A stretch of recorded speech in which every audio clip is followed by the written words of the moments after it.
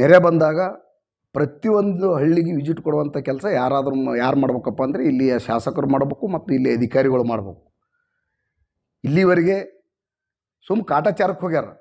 ಅಲ್ಲಿ ಹೋಗಿ ಅಲ್ಲಿ ಏನು ತೊಂದರೆ ಅದ, ಏನು ಅವರಿಗೆ ಮಹಿಳೆಯರಿಗೆ ಮತ್ತು ವಯಸ್ಸಾದವ್ರಿಗೆ ಏನು ತೊಂದರೆ ಅದ ಅಂತೇಳಿ ಇಲ್ಲಿವರೆಗೆ ಯಾರೂ ಕಾಳಜಿ ವಹಿಸಿಲ್ಲ.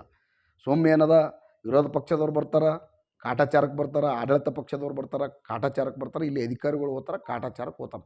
ನಮ್ಮ ಜೈ ಕರ್ನಾಟಕ ಸಂಘಟನೆ ಎಚ್ಚರಿಕೆ ಏನು ಕೊಡ್ಲಕ್ಕೋತದಪ್ಪ ಅಂತಂದರೆ, ಪ್ರತಿ ಸರ್ತಿ ಫ್ಲಡ್ ಬಂದಾಗ, ನೆರೆ ಬಂದಾಗ ಇವು 28, 29 ಹಳ್ಳಿಗಳನ್ನು ಮುಳುಗಡೆ ಆಗಿದ್ದು ಎಲ್ಲರಿಗೂ ಗೊತ್ತಿದೆ. ನಾವೇನಂತೀವಿ,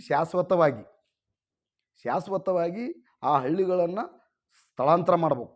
ಸ್ಥಳಾಂತರ ಮಾಡಿ ಅಲ್ಲಿ ಆಗ್ತಕ್ಕಂಥ ತೊಂದರೆಗಳನ್ನು ತಪ್ಪಿಸಬೇಕು. ಅಂದಾಗ ಏನದ ಸಾರ್ವಜನಿಕರಿಗೆ ಅನುಕೂಲ ಮಾಡಿಕೊಟ್ಟಂಗೆ ಆಗ್ತದಂತಕ್ಕಂಥ ಮಾತನ್ನು ಹೇಳಿ, ಈ ಮುಂಬರುವ ದಿನಗಳಲ್ಲಿ ತಾವೇನಾದರೂ ಕಾಟಾಚಾರಕ್ಕೆ ತಾವೇನಾದರೂ ನಮಗೆ ನಾವು ಲೆಕ್ಕ ಕೇಳೋರಿದ್ದೀವಿ.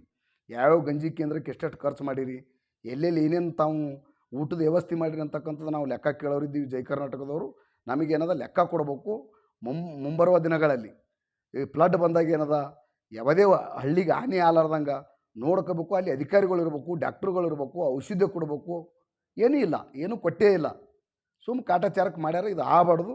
ಒಂದು ವೇಳೆ ತಾವೇನಾದರೂ ನಿರ್ಲಕ್ಷ್ಯ ಮಾಡಿದ್ರಿ, ಯಾಕಂದ್ರೆ ನಮಗೆ ಈಗಾಗಲೇ ನಾವು ಮಹಾರಾಷ್ಟ್ರದಿಂದ ಇನ್ನೂ ಉಜ್ಜಿನಿ ಜಲಾಶಯದಿಂದ 2.5 ಲಕ್ಷ ನೀರು ನಾವು ಬಿಡ್ತೀವಿ ಅಂತೇಳಿ ಈಗಾಗಲೇ ಮೆಸೇಜ್ ಇದೆ. ನೀರನ್ನು ಬರ್ಬೋದು, ಮತ್ತು ಏನದ ತೊಂದರೆ ಆಗ್ಬೋದು. ಈ ಕೆಲವೊಂದು ಕಡೆಗೆ ಗಂಜಿ ಕೇಂದ್ರಗಳನ್ನು ಈಗಾಗಲೇ ಮುಚ್ಚಿದ್ದಾರೆ. ಕೆಲವೊಂದು ಕಡೆ ಗಂಜಿ ಕೇಂದ್ರಗಳನ್ನು ತೆರೆದಿದ್ದಾವೆ. ಕೆಲವೊಂದು ಕಡೆಗೆ ಏನದ ಕಾಟಾಚಾರಕ್ಕೆ ಏನದ ಗಂಜಿ ಕೇಂದ್ರಗಳು ಮಾಡ್ಯಾರ. ಅಲ್ಲಿ ಊಟದ ವ್ಯವಸ್ಥೆ ಇಲ್ಲ, ಏನೂ ಇಲ್ಲ. ಅದಕ್ಕೇನದ ಹಂಗೆ ಆಗಬಾರ್ದು. ಹಾಗಾಗಿ ಜನರಿಗೆ ತೊಂದರೆ ಆಗಬಾರ್ದು. ತಾವೇನದ ಸಂಬಂಧಪಟ್ಟ ಅಧಿಕಾರಿಗಳು ನಿಷ್ಠೆಯಿಂದ ಅಲ್ಲಿ ಹೋಗಿ ರೈತರದು ಮತ್ತು ತೊಂದರೆ ಏನದ ಅಂತಕ್ಕಂಥದ್ದು ಅವಲೋಕನೆ ಮಾಡಿ ಸರ್ಕಾರಕ್ಕೆ ಕಳಿಸಿ, ಸರ್ಕಾರದಿಂದ ಈಗೇನದ ಬೆಳೆ ಪರಿಹಾರ CM ಅವರು ಈಗಾಗಲೇ ಘೋಷಣೆ ಮಾಡಿದ್ದಾರೆ. ಅದು ನಮಗೆ ತೃಪ್ತಿ ತಂದಿಲ್ಲ. ಅದಕ್ಕೆ ಇನ್ನೂ ಹೆಚ್ಚಿನದು ಪರಿಹಾರ ಏನದ ಈ ಕೇಂದ್ರ ಸರ್ಕಾರ ಮತ್ತು ರಾಜ್ಯ ಸರ್ಕಾರ ಎರಡೂ ಕೂಡಿ ಏನದ ಹೆಚ್ಚಿನ ಪರಿಹಾರವನ್ನು ಘೋಷಣೆ ಮಾಡಬೇಕು. ಅದೇ ರೀತಿಯಾಗಿ ಸಮೀಕ್ಷೆ ಮಾಡೋ ಅಧಿಕಾರಿಗಳೇನದ ಕಾಟಾಚಾರಕ್ಕೆ ಎಲ್ಲರ AC ಆಫೀಸ್ನೊಳಗೆ ಕೂತು ಮಾಡಬಾರ್ದು. ಸಮೀಕ್ಷೆ ಪ್ರಿಂಟ್ ಟು ಪ್ರಿಂಟ್ ಹೊಲಕ್ಕೆ ಹೋಗ್ಬೇಕು. ಯಾವ್ಯಾವ ಹೊಲದಾಗ ಎಷ್ಟೆಷ್ಟು ಹಾನಿ ಆಗ್ಯದ, ಯಾವ್ಯಾವ ಬೆಳೆ ಹಾನಿ ಆಗ್ಯದ ಅಂತಕ್ಕಂಥದ್ದು ಸರ್ಕಾರಕ್ಕೆ ವರದಿ ಕಳಿಸ್ಬೇಕು.